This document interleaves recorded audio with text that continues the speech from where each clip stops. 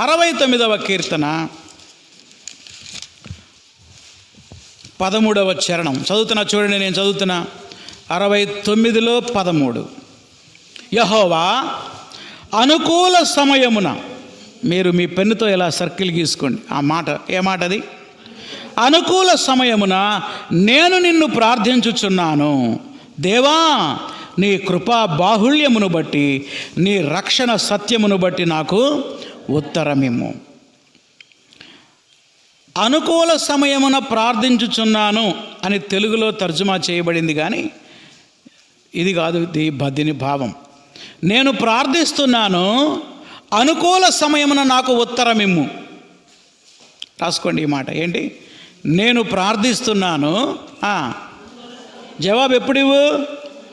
అనుకూల సమయంలో. అంటే నీ సమయంలో ఈ ప్రార్థనకి జవాబు